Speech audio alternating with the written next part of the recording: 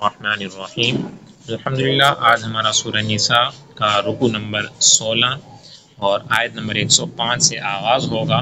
تو آئیے قرآن پاک کو سیکھنے سمجھنے کی نیت سے اور قرآن پاک کو پڑھتے ہیں۔ ایک ایک آیت تجوید و مخارج کے ساتھ پڑھیں گے اور قواعد کی دہرائی بھی کریں گے۔ اللہ پاک ہم سب کو کثرت سے تلاوت قرآن پاک کرنے کی توفیق عطا فرمائے۔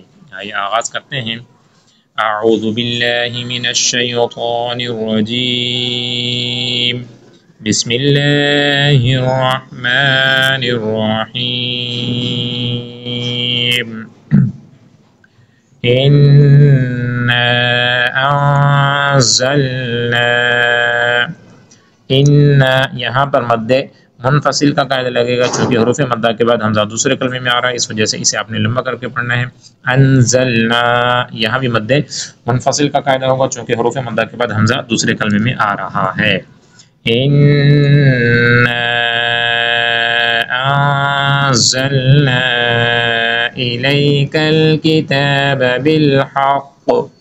بالحق لتحكم بين الناس بما أراك الله۔ بما یہاں پر مد منفصل کا قاعدہ ہوگا، چونکہ حروف مدہ یعنی الف مدہ کے بعد حمزہ وہ دوسرے کلمے میں آ رہا ہے۔ وَلَا تَكُنْ لِلْخَائِنِينَ خَصِيمًا، للخائنین یہاں پر مد متصل کا قاعدہ لگ رہا ہے، چونکہ حروف مدہ کے بعد حمزہ اسی کلمے میں آ رہا ہے، اس لیے آپ نے اسے بھی لمبا کر کے پڑھنا ہے۔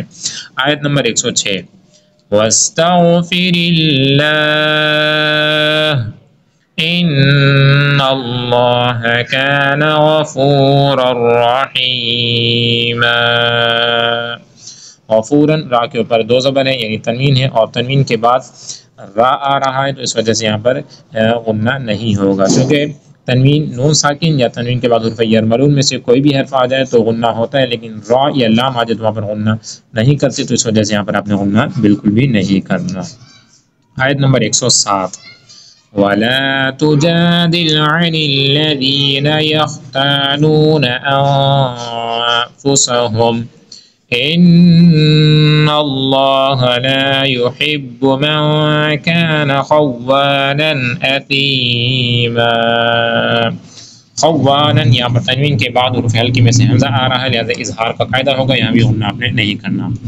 آیت نمبر 108، يَسْتَخْفُونَ مِنَ النَّاسِ، يَسْتَخْفُونَ مِنَ النَّاسِ وَلَا يَسْتَخْفُونَ مِنَ اللَّهِ وَهُوَ مَعَهُمْ إِذْ يُبَيِّتُونَ، اذ یہاں پر یہ ذال ہے جو بغیر سیٹی کے پڑھا جائے گا، چونکہ 3 حروف ہیں، آپ نے اچھے طریقے سے یاد رکھنا ہے کہ 3 حروف ہیں جس کے اندر سیٹی نہیں آتی، ان میں سے ایک یہ ذال ہے۔ کون کون سے ہیں؟ نمبر 1 فا، نمبر 2 ذال، اور نمبر 3 ظا۔ تو ان 3 حروف کے اندر سیٹی نہیں آتی۔ اذ یبیتون ما لا یرضی من القول وَكَانَ اللَّهُ بِمَا يَعْمَلُونَ مُحِيطًا۔ آیت نمبر 109، ہَا أَنْتُمْ هَؤُلَاءِ جَادَلْتُمْ عَنْهُمْ فِي الْحَيَاةِ الدُّنْيَا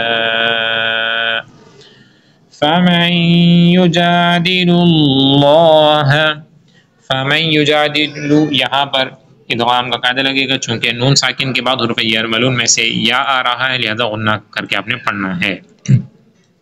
فَمَنْ يُجَادِلُ اللَّهَ عَنْهُمْ يَوْمَ الْقِيَامَةِ أَمْ مَنْ يَكُونُ عَلَيْهِمْ وَكِيلًا۔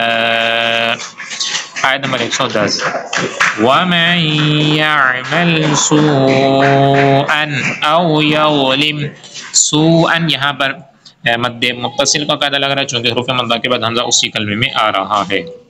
وَمَنْ يَعْمَلْ سُوءًا أَوْ يَظْلِمْ نَفْسَهُ ثُمَّ يَسْتَغْفِرِ اللَّهَ ثم يستغفر الله يجد الله غفورا رحيما.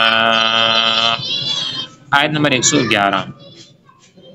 ومن يكسب إثما فإنما يكسبه على نفسه وكان الله عليما حكيما. آیت نمبر 112. ومن يكسب خطيئة أو إثما ثم خطیئتن یہاں پر مد متصل کا قاعدہ ہے، چونکہ حروف مدہ یعنی یا مدہ کا قاعدہ لگ رہا ہے تو اس کے حروف مدہ کے بعد حمزہ اسی کلمے میں آ رہا ہے، اس وجہ سے مد متصل کا قاعدہ ہوگا، آپ نے اسے لمبا کر کے پڑھنا ہے. او اثمن خطیئتن جو گولتا ہے اس کے اوپر تنوین ہے، تنوین کے بعد حرف الکی میں سے حمزہ آ رہا ہے، لہذا یہاں پر اظہار کا قاعدہ لگے گا. اثمن یہاں پر تنوین کے بعد حروف اخفا میں سے سا آ رہا ہے، لہذا اخفا کا قاعدہ لگے گا، غنہ کر کے پڑھنا ہوگا. ثم يرمي به بريئا فقد احتمل بهتانا وإثما مبينا. بريئا فقد احتمل، تو بريئا کے اندر مد متصل کا قاعدہ لگ رہا ہے، چونکہ حروف مدہ یعنی یا مدہ ہو رہا ہے تو حروف مدہ کے بعد حمزہ اسی کلمے میں آ رہا ہے، اس وجہ سے مد متصل کا قاعدہ لگے گا. فقد احتمل بهتانا وإثما مبينا. صدق اللہ العظیم. سامعین محترم، الحمدللہ آج ہمارا سورہ نساء کا رکوع نمبر 16 کمپلیٹ ہوا، تو اللہ پاک کا لاکھ لاکھ شکر ہے کہ ہمارا 5واں پارہ بھی کمپلیٹ ہونے والا ہے. اللہ پاک ہم سب کو مکمل قرآن پاک پڑھنے کی سعادت عطا فرمائے. تو ویڈیو کو آپ لائک بھی کر دیجیے گا اور کمنٹس بھی کیجیے گا، آپ کے کمنٹس کا ضرور انشاءاللہ جواب بھی دیا جائے گا. اللہ پاک ہم سب کے سینوں کو نور قرآن سے منور فرمائے.